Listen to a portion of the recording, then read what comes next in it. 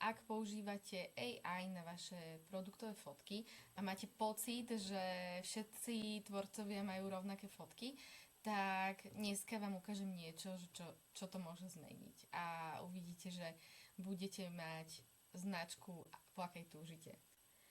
Ahojte, ja som Jarka a dneska vám ukážem, že ako si vytvoriť vlastnú custom aplikáciu, ktorá vám pomôže robiť vaše fotky profesionálnejšie a jedinečné. Ak si niekedy tvoríte produktové alebo lifestyle fotky a máte pocit, že všetky značky používajú úplne rovnakých avatárov a vyzerajú úplne rovnako, sú na úplne rovnakých miestach, tak áno, môže to byť tak a to je presne tá vec, ktorá vám pomôže vyzerať ináč a odlíšiť sa.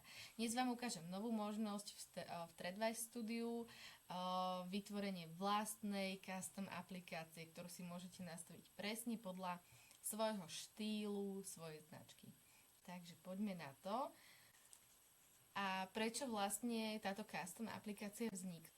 Každá značka má úplne iné produkty, úplne iný vizuál, úplne inú atmosféru. Niekto tvorí oblečenie, niekto keramiku, niekto hrnčeky. A hoci základná verzia má naozaj veľmi veľa možností, vždy sa stane, že osloví marketu konkrétna značka, že niečo jej tam chýba. A presne pre takéto prípady sa vytvorila custom aplikácia, aby vám pomohla s tým, že si môžete sami vyskladať tú aplikáciu ako chcete, sami si tam dáte všetko, čo by ste radi používali na dennej báze. Môžete si nastaviť vlastné produkty, vlastných avatárov, vlastné prostredie, atmosféru, filtre a podobne. No a nakoniec vlastne nebude táto AI fotka vyzerať ako hociaká generická AI fotka, ale bude mať prvky, ktoré používa vaša značka. Čo si tu môžete všetko zmeniť, to si pozrieme, ale poviem vám také základné napríklad, ktoré ma napadnú. Môžete si zmeniť napríklad typy produktov, ktoré predávate, prostredie, kde sa produkty zobrazujú, náladu a atmosféru fotiek, štýl a prezentácia produktov, workflow, ktorú používate. Je tam toho naozaj veľa, čo sa dá prispôsobiť. A toto je podľa mňa úplne super, pretože konečne musíme mať všetci úplne rovnaké vizuály a každá značka môže vyzerať jedinečne. Takže poďme si teraz ukázať túto aplikáciu krok za krokom. Dobre, poďme na to. Takže tuto sme v Threadwise Studiu základnom, tu vidíte, aké sú možnosti.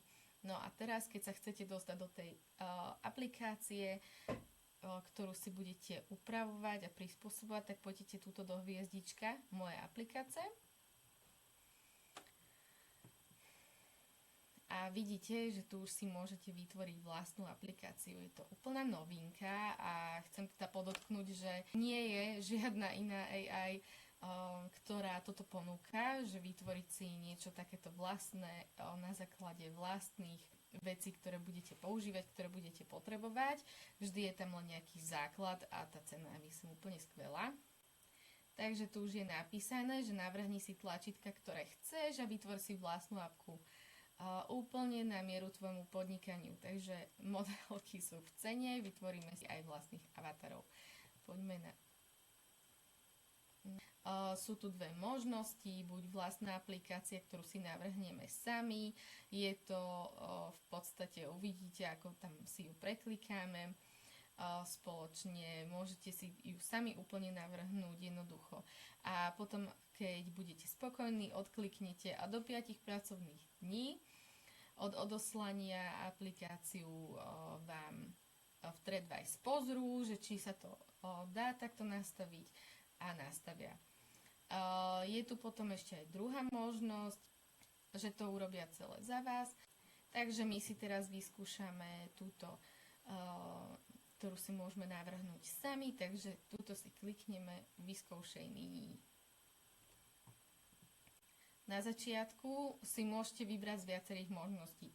Je tu rýchly štart, do ktorého vlastne napíšete ohľadom vášho podnikania, že čo predávate, komu predávate, aká je vaša cieľová skupina, aké fotky používate a všetko tam vypíšete a vlastne automaticky vám AI vygeneruje nejaký základný model, z ktorého budete vychádzať.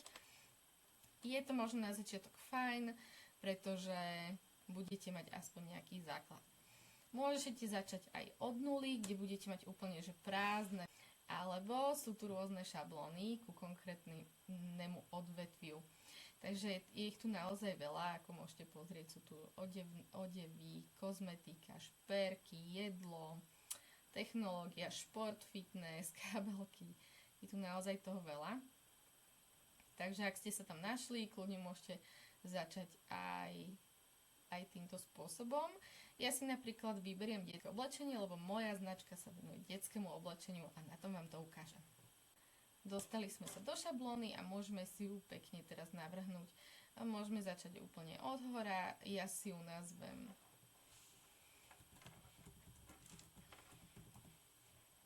Trdlo fotograf.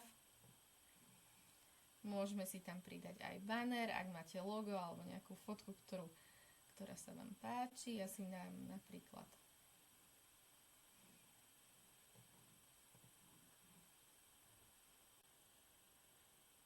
takúto. Teraz je tu ďalej kolónka, kde môžete popísať svoje modely. Takže môžete mať až 4 avatarov. No a ideálne by bolo, aby ste ich popísali čo najpresnejšie. Máte tu až 5000 znakov, ktoré môžete použiť. I ja sa radím s chatom GPT, ktorý mi poradí úplne najlepšie, ale môžeme si napríklad vybrať, môžete si tam dať napríklad, ak máte značku pre ženy, tak si tam môžete dať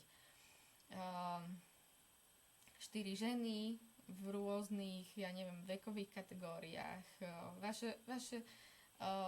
skrátka vašu cieľovú skupinu, a cieľová skupina sa skladá z rôznych žien. Každá sme iná, takže môžete dať štíhlejšiu, baculatejšiu, vyššiu, nižšiu, hocičo.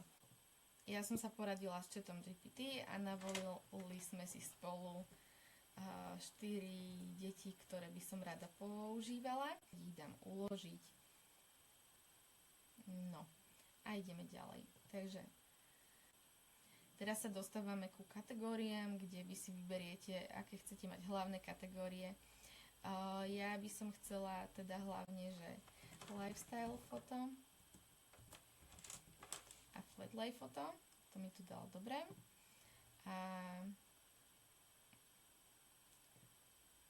A to je zatiaľ asi všetko. Lifestyle foto mi tu navrhlo, že babetko, batola, dieťa, tínedžer. Takže ja ideálne by som chcela, že novorodenec. OK, to stačí. Aktivita môže sa hrať, bežať, sedieť, stať. Ak potrebujete si pridať nejakú možnosť, tak samozrejme tuto si môžete kliknúť, zobrazí sa vám tam nová možnosť a napíšete si, čo by ste tam chceli. Takže ja by som chcela, že skákať, čokoľvek vás napadne. Dobre. Prostredie, to si môžete dať všetky možné prostredia, ktoré by ste chceli. Herňa, park, ložnice, studio, ja si môžem dať napríklad, ja by som chcela používať v lese, chcela by som niečo špeciálne, čo nie je v tých hlavne. Tam ide o to, aby ste si to navolili tak, aby to nebolo v tej základnej ponuke. Takže zbytočne si to budete robiť úplne rovnaké, ako to je tam. Chce to nejaké špeciálne miesta, tak napríklad ja si môžem dať na Pantrek.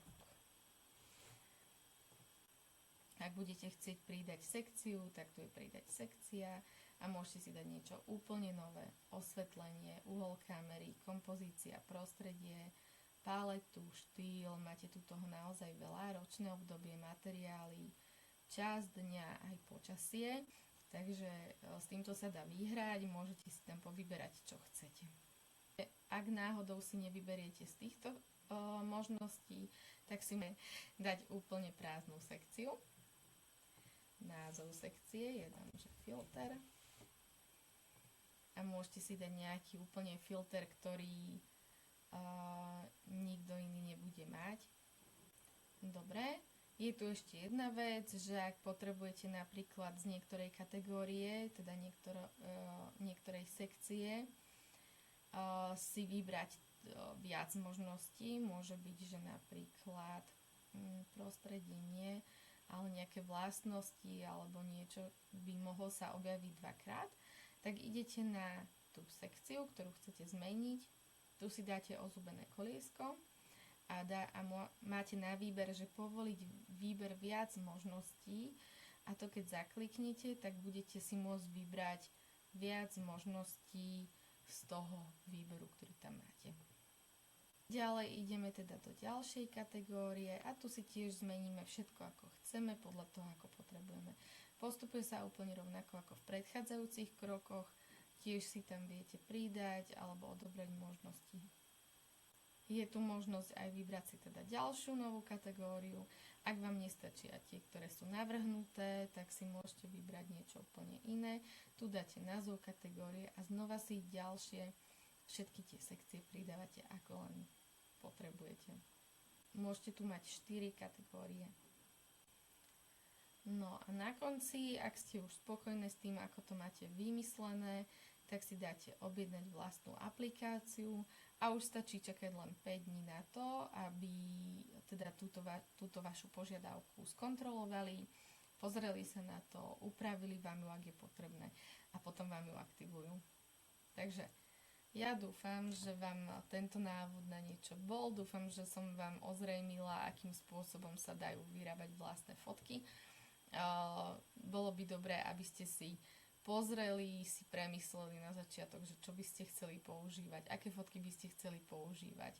Môžete si nejaké stiahnuť z Pinterestu, poradiť sa s chatom GPT, akým spôsobom sú robené tie fotky, pretože napríklad ja nie som fotograf a rada si nechám poradiť, takže toto je veľká výhoda, že si to tam môžete navoliť, ako len potrebujete.